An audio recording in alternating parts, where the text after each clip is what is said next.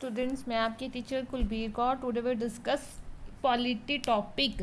आज हम पॉलिटी में क्या डिस्कस करने वाले हैं, सोर्सेज के बारे में। इंडियन कॉन्स्टिट्यूशन है, क्योंकि जो इंडियन कॉन्स्टिट्यूशन है ये पूरा खुद से नहीं लिखा हुआ, ये हर देश से कुछ कुछ रूल्स रेगुलेशन ले रखे हैं, ठीक है। तो वो क्वेश्चन में आता है किससे कौन सा रूल ले रखा है, ठीक है। प्लस इसके पार्ट्स, उसके शेड्यूल्स अभी हम डिस्कस करने वाले हैं जो मोस्ट इम्पॉर्टेंट रहते हैं, ठीक है। तो ये डायरेक्ट क्वेश्चन रहते हैं एग्जाम में, ठीक है। Different sources of Indian constitution. कहते although the skeleton of the constitution was drive from the government of Indian act 1935, many provision were important from the other constitution of the some of them are listed. कहते कुछ है कि हमने काफ़ी provision import की हुई हैं, clear, मतलब बाकी कॉन्स्टिट्यूशन से हमने कॉपी की हैं, ठीक है। तो वो कौन कौन सी हैं वो हमने डिस्कस करनी है।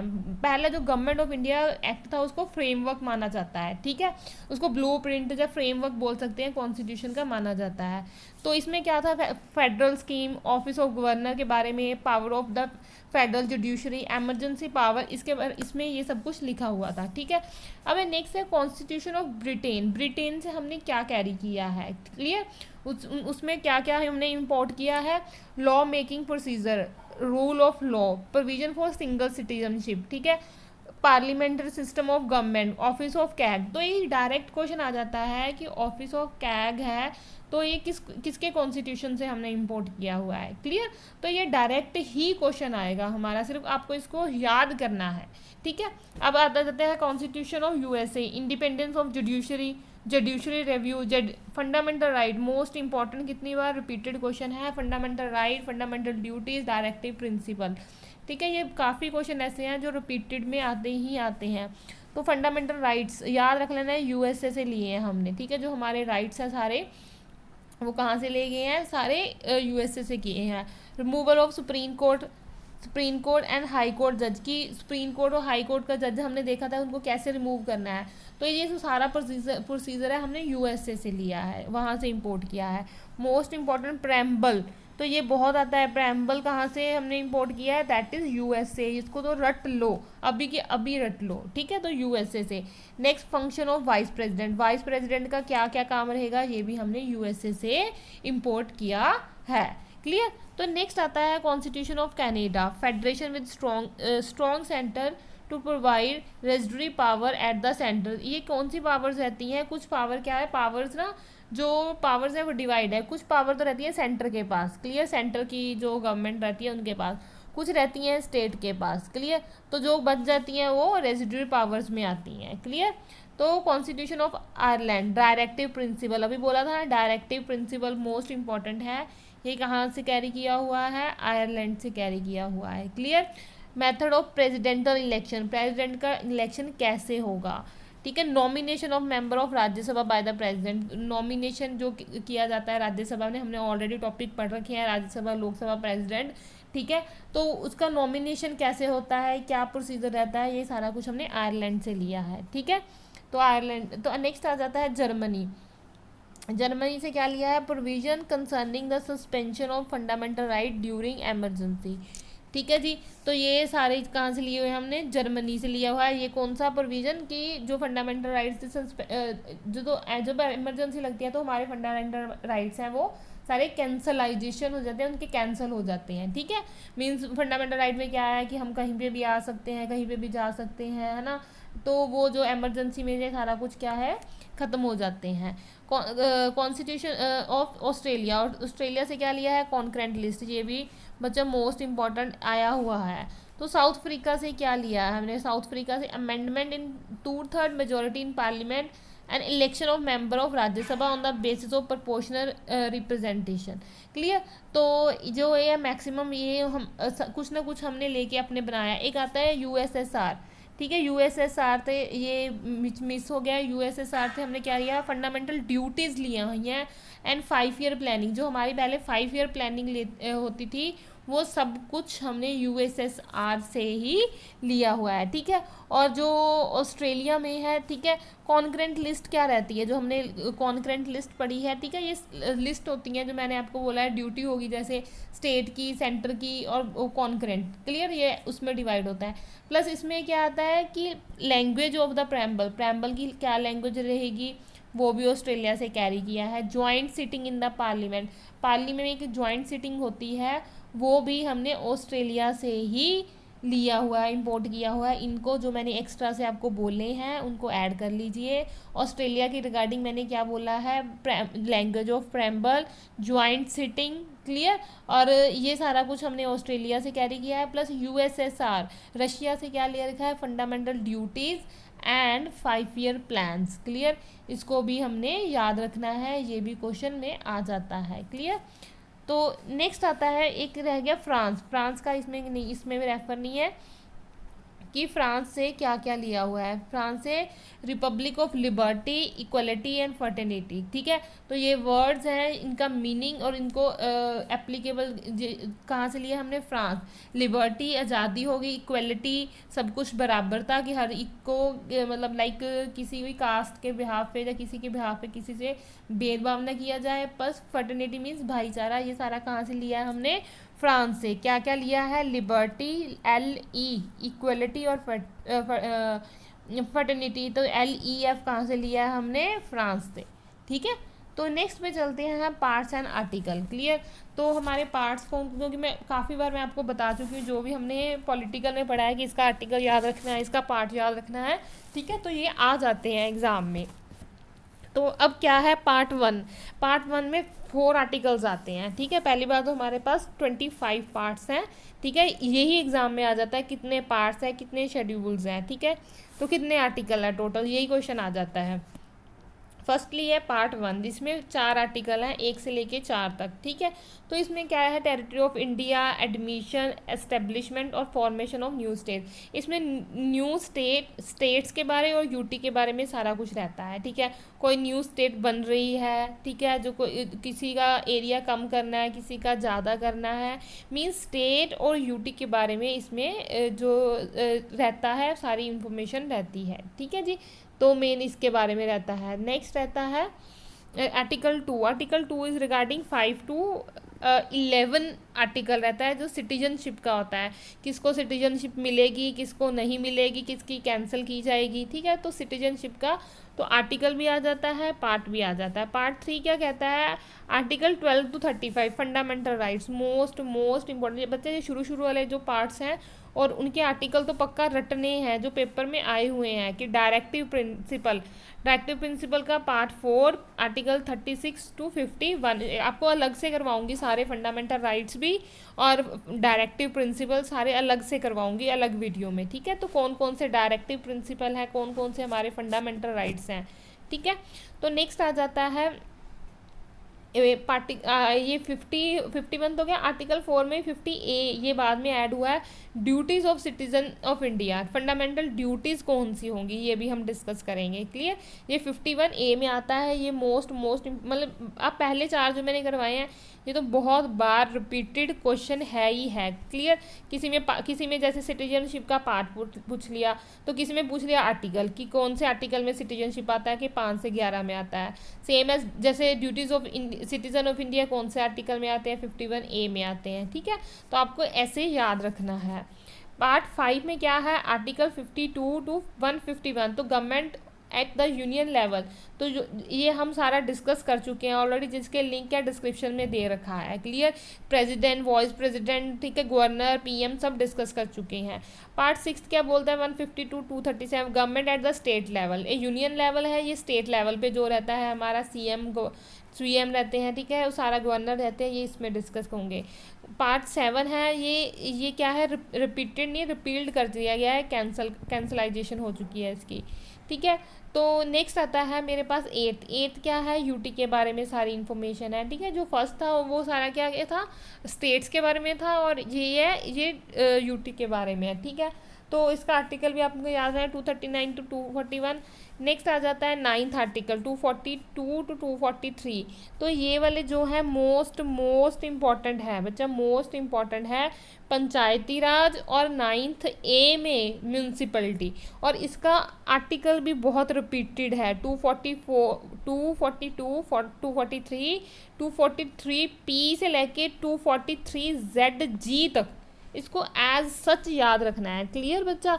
जो इसके जो ऐड हुआ था ये 73rd अमेंडमेंट हुई थी 1992 में, मैं आपको आगे बताऊंगी उसके रिगार्डिंग ही ये पंचायती सिस्टम और म्यूनसिपलिटी जो इनको ऐड किया गया था। तो ये बहुत बहुत इम्पॉर्टेंट है, आर्टिकल भी पार्ट भी और इनका पूरा PZG पूरा अच्छे से याद रखना है। 10th article 244 schedule and tribal area का पूरा इन्फॉर्मेशन इसमें रहती है। ठीक है, तो 11th में क्या रहता है 245 से 263 तक relation between the union and states को दोनों का क्या रिलेशन रहेगा। ठीक है, तो नेक्स्ट आ जाता है 12 में क्या आएगा। ठीक है, तो ये 12 है बच्चा, तो आर्टिकल 263 से 300 तक। ठीक है, तो इसमें क्या रहता है फाइनेंस प्रॉपर्टी। ठीक है, तो इसके बारे में सारा कुछ इन्फॉर्मेशन इसमें रहेगी। क्लियर? तो नेक्स्ट आ जाता है हमारा 13 में क्या रहता है 13 301 से 307 तक रहेगा। तो इसमें क्या रहता है trade commerce travel with in the territory of India, तो सारा कुछ इसमें बताया जाता है। क्लियर जी?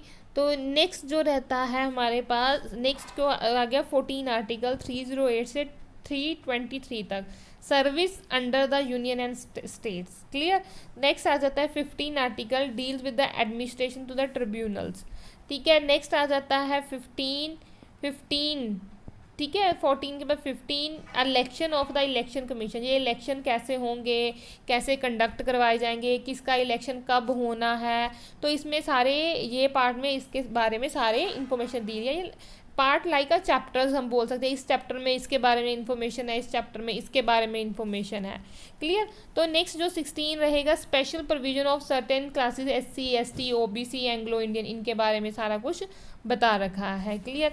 तो नेक्स्ट आ गया, ये तो मोस्ट इंपॉर्टेंट है बच्चा, जो मोस्ट इंपॉर्टेंट है मैं आपको साथ साथ में बता रही हूँ। ठीक है, तो 17 आर्टिकल है 344 to 351 ऑफिशियल लैंग्वेज, तो इसका आर्टिकल इसका पार्ट बहुत बहुत बार रिपीटेड है। क्लियर? नेक्स्ट भी रिपीटेड है एमरजेंसी प्रोविजंस। ठीक है, एमरजेंसी के बारे में सारा डील्स विद एमरजेंसी प्रोविजन के बारे में बताया हुआ है। ठीक है जी, 19th में क्या बताया मिसलेनियस प्रोविजन, जो बाकी रह जाती है प्रोविजंस, उसके बारे में बताया गया है। 20th में amendment of the constitution, means constitution में कैसे अमेंडमेंट की जाए। अमेंडमेंट मतलब चेंज।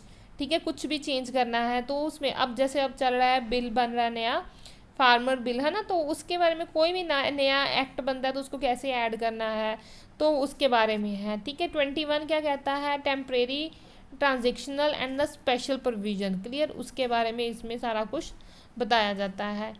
ठीक है, तो ये हमारे ठीक है, तो इसके बारे में जो 12th आर्टिकल भी आता है तो वो शॉर्ट टाइटल्स, ठीक है, तो उसके बारे में रहता है। क्लियर? तो जो ये मेन आर्टिकल है, जो मेन पार्ट्स हैं, मैंने वो आपके साथ क्या किए हैं डिस्कस किए हैं। ठीक है, तो इसके बाद में आ जाता है, वैसे हमारे पार्ट्स 25 हैं। क्लियर? ये याद रखना है। नेक्स्ट आ जाता है हमारे पास शेड्यूल। शेड्यूल कितने हैं? पहले 8 शेड्यूल थे हमारे। ठीक है, 4 शेड्यूल बाद में ऐड हुए हैं। ठीक है, अब टोटल कितने हो गए हमारे पास 12 शेड्यूल हो गए। क्लियर? तो ये चीज़ को आपको याद रखना है, भूलना नहीं है कि कितना क्या रहेगा। ठीक है, तो 25 पार्ट और 12 शेड्यूल रहेंगे, इनको आपने याद रखना है। क्लियर? पहले 22 पार्ट्स और 8 शेड्यूल थे, तो उसमें भी ऐड हुए हैं और इसमें भी ऐड हुए हैं। क्लियर? तो फर्स्ट शेड्यूल के में क्या कहता है, it deals with the territories of states and UT of the Indian states. ठीक है, तो इसमें क्या है यूटीज़ के बारे में और स्टेट्स के बारे में बात की गई है सारा कुछ। तो सेकंड क्या कहता है डील्स विद सैलरी, तो सबको जो सैलरी मिलेगी प्रेसिडेंट को, गवर्नर को, चीफ जस्टिस को, सुप्रीम हाई कोर्ट के जज को, उसके बारे में बताया गया किसको कितनी कितनी सैलरी मिलेगी। थर्ड शेड्यूल बचा, इसका मैं आपको शॉर्टकट भी जैसे ऐसे ही एक फ़नी आप एक कंसर्न बना लें कि आपको याद रहे। तो थर्ड में क्या रहता है ओथ, क्लियर, किसको कौन ओथ देगा, जैसे हमने मेरा प्रेसिडेंट को कौन ओथ दिलाता है, वाइस प्रेसिडेंट को, गवर्नर को, अटॉर्नी जनरल को, तो इसमें सारा उसका ब्यौरा रहता है। तो 4th शेड्यूल में allot seat of the each state and union territory in the Rajya Sabha, Rajya Sabha में किसकी कितनी कितनी सीट्स रहेंगी। क्लियर। तो नेक्स्ट आता है 5th schedule, administration and the control of schedule area, schedule area के सारा कंसर्न इसमें रहेगा। 6th शेड्यूल क्या आता है, deal with the provision regarding administration of Assam, Meghalaya and Mizoram. Clear. This schedule is constitution amended 1988, act 67 of 1988 में इसमें अमेंडमेंट की गई थी। ठीक है जी। और also and was apply to the state of Tripura और मिजोरम में भी इसको अप्लाई किया गया। ठीक है। तो 7th शेड्यूल क्या कहता है, इसमें लिस्ट आती हैं, लिस्ट में आपको बताई था यूनियन लिस्ट। ठीक है। ये क्या comprises subject of all India important like defence, defence वगैरह क्या है मेन सेंटर के पास रहता है। यूनियन लिस्ट हो गया international affair, railway, post, telegram, income tax. The parliament has exclusive power to legislate in this subject, और इसमें 97 सब्जेक्ट होते हैं। पहली बात तो यही आता है कि यूनियन लिस्ट में कितने सब्जेक्ट होते हैं, और ये मेन आ जाता है। डिफेंस कौन सी लिस्ट में आता है, आपको याद रखना है कि international affair, railway, post, telegraph, income tax, ये सारे यूनियन लिस्ट में आते हैं। तो ऐसा क्वेश्चन आ जाता है कि इनकम टैक्स कौन सी लिस्ट में आएगा। ठीक है। आपको बताना है यूनियन में आएगा, स्टेट में आएगा, या कॉन्करेंट में आएगा। क्लियर। प्लस इनके सब्जेक्ट याद रखने हैं, 97 सब्जेक्ट हैं जो यूनियन के बाद है, मीन सेंटर के पास हैं। स्टेट में कौन से आते हैं, लोकल इंपॉर्टेंस, जैसे स्टेट लेजिस्लेटिव। ठीक है। और इट कंटेन 66, जैसे सैनिटेशन है ना, ऐसे जो सफाई, ये वो सारे नगर निगम का जो रहता है, म्यूनसिपलिटी, ये सारा स्टेट लिस्ट में आ जाता है। टोटल कितने रहते हैं, 66 सब्जेक्ट रहते हैं। कॉन्करेंट लिस्ट क्या रहता है, जो स्टेट और यूनियन में जो टॉपिक नहीं आते वो कॉन्करेंट में चले जाते हैं। Concurrent subject on the which parliament as well as state legislative enjoy authority according to the 88 amendment, service taxes be levied collected by appropriated by the union and the state. Clear.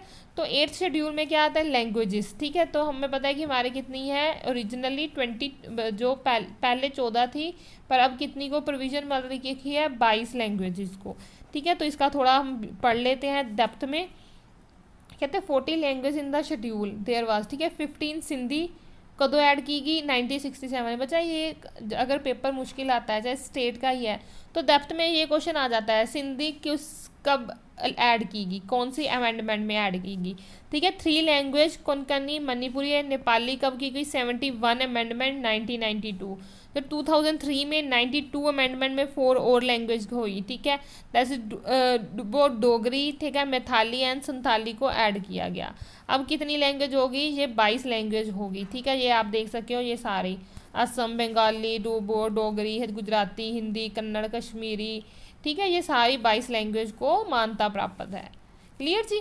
तो next 9th schedule क्या बताता है, acts and regulation of the state legislative dealing with the reforms, abolition of the जिम्मेदारी system, and it contained 384 act, and this schedule was added to the constitution in 1951। First constitution amendment act के through इसको क्या किया गया था, add किया गया था। मैं आपको बोला 8, पहले 8 थे, फिर उसके बाद में ये 9th 10th 11th 12th आया। तो इसमें रेगुलेशन, एक्ट्स एंड रेगुलेशन की बात की गई है, रिफॉर्म्स की बात की गई है। तो 10th में क्या आता है, regarding disqualification of members on the ground of defection. तो जो पार्लियामेंट के मेंबर रहते हैं उसको कैसे डिसक्वालीफाई किया जाता है, जिसको एंटी डिफेक्शन लॉ भी बोलते हैं, उसके बारे में बताया गया है। 11th शेड्यूल में क्या कहते हैं, 11th में पंचायती राज और 12th में म्यूनसिपलिटी। मेन सिर्फ आप इतना याद रख लो। ठीक है। तो यही है कि ये कौन सी अमेंडमेंट में आए थे, 73rd अमेंडमेंट 1992। और ये भी सेम, ये क्या ये भी क्या है, 74th अमेंडमेंट 1992। ये 73rd अमेंडमेंट के साथ जो रह गया पंचायती राज, और 12th के साथ क्या आ गया मेरे पास, म्यूनसिपलिटी। क्लियर। अब इसको आपको याद कैसे रखना है, मेन तो ये आपको याद रखना है, कैसे याद रखना है। ठीक है। जैसे फर्स्ट, पहले पे आ जाते हैं, फर्स्ट में क्या है, यूटी और स्टेट की बात की जाएगी, ठीक है। तो यूटी और स्टेट में कौन रहते हैं, यही गवर्नर, चीफ जस्टिस, ये सारे यूटी और स्टेट में घूमते हैं।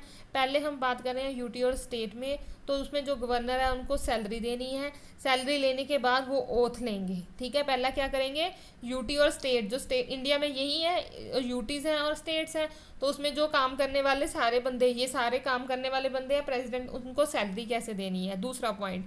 तीसरा पॉइंट क्या आ जाएगा, उनको फिर कसम कौन दिलाएगा। फोर्थ में क्या है, फिर क्या फोर्थ क्या रहेगा, राज्यसभा, ठीक है। हम वैसे कुछ और भी बच्चा ट्रिक कोई भी आप अपने हिसाब से बना सकते हो। फोर्थ इज बोर, ठीक है, 4 इज बोर। तो राज्यसभा क्या रहती है, बोरिंग सिस्टम रहता है ना, वहाँ पे आपने देखा होगा राज्यसभा का चैनल भी आता है, वो अपना ही आपस में डिस्कस करते जाते हैं, ठीक है। तो आप ऐसे भी याद कर सकते हो, 4 इज बोर, ठीक है, बोर का मतलब, ठीक है। तो इसमें क्या आएगा, राज्यसभा आएगा, क्लियर। तो फिफ्थ में क्या आता है, शेड्यूल एरिया, ठीक है। जो शेड्यूल एरिया है तो उसमें पहले यूटी की बात खत्म होगी, यूटी में जाके उनको प्रेसिडेंट गवर्नर को सैलरी देती, कसम भी दिला दी और बोर भी हो गए। अब हम चले गए शेड्यूल एरिया की तरफ, चले गए फिफ्थ में, ठीक है। तो सिक्स्थ में भी फिर उनके बारे में ही बात की हुई है, जो छोटे छोटे ट्राइबल एरियाज हैं, ठीक है, असम, मेघालय, त्रिपुरा, ठीक है, इसके बारे में बात की हुई है। सेवन्थ में क्या आ गई, अब आपकी लिस्ट बन गई, ठीक है। तो लिस्ट के बाद क्या चाहिए हमें, लैंग्वेज भी चाहिए। किस को लिस्टें बन गई, अब लैंग्वेज की बात होगी, ठीक है। तो लैंग्वेज के बाद में क्या एक्ट, क्या लैंग्वेज है तो अब कौन सा एक्ट लिखा जाएगा, ठीक है। तो 10th में उनको डिसक्वालीफाई कैसे किया जाए। 11th और 12th का तो सिर्फ आप पीएम से याद कर लो, पी से पंचायती राज, एम से म्यूनसिपलिटी। पीएम 11 से 12 बजने लगे हैं और पीएम हो गया, ठीक है। पीएम से क्या याद रखना है, पीएम हमेशा याद रखना है 11 से 12, ठीक है, 11 और 12, पी से पंचायती राज, एम से म्यूनसिपलिटी, ये एज सच क्वेश्चन आता है, ठीक है। होप सो ये तो मैंने आपको ऐसे ही बोल दिया, ठीक है। आपको कोई भी ट्रिक अच्छी लगती है आप अपने हिसाब से याद करने के लिए कर लीजिए, ठीक है। तो बस रिपीटेड कर, कोई भी ट्रिक याद करनी है, जैसे मैंने बोला फर्स्ट में स्टेट यूटी आ गए, गवर्नर वगैरह को सैलरी दे दी, फिर उन्होंने ओथ दिलाई, थर्ड में, फोर्थ इज बोर, ठीक है, राज्यसभा होगी, तो इनका काम खत्म हो गया। तो फिफ्थ में शेड्यूल एरिया की बात होगी, फिर ट्राइबल एरिया की बात हो गई, फिर उनकी लिस्ट, तो अब उनकी लिस्ट जारी की जाएगी, लिस्ट के बाद लैंग्वेज जारी की जाएगी, लैंग्वेज के बाद एक्ट बनाया जाएगा, फिर एंटी डिफेक्शन लॉ बनाया जाएगा, फिर पीएम हो गया, ठीक है, खत्म हो गया। पीएम हो गया, रात होगी, पंचायती राज और म्यूनसिपलिटी में ये 12 शेड्यूल कंप्लीट हो गए, क्लियर। तो मैं ये नहीं बोल रही आप मेरे को फॉलो करो, आप कोई भी मेथड आपको लगता है फनी सा, ठीक है, ज़रूरी नहीं है कि उसका कोई मीनिंग होना चाहिए, यार ये क्या बोला या हमने ये क्या बनाया, ऐसा कोई ट्रिक बनाओ कि आपको याद हो जाए, ठीक है। तो क्योंकि ये याद ही ऐसे रहेगा, क्लियर। और इसको रिवाइज कीजिए बार बार, तभी आपको याद रहेगा, ठीक है। बच्चे हम पॉलिटिकल के मैक्सिमम टॉपिक क्लियर कर चुके हैं, जिनके लिंक डिस्क्रिप्शन में दे रखे हैं, ठीक है जी। तो नेक्स्ट वीडियो में मिलते हैं। अगर आपको वीडियो अच्छी लगी लाइक और शेयर ज़रूर कीजिए, जो मेरे चैनल पे फर्स्ट टाइम आए हैं सब्सक्राइब ज़रूर कीजिए कि आपको हर वीडियो नोटिफिकेशन थ्रू हर वीडियो का पता चले, क्लियर। तो नेक्स्ट वीडियो में मिलते हैं, आज के लिए इतना ही, थैंक यू।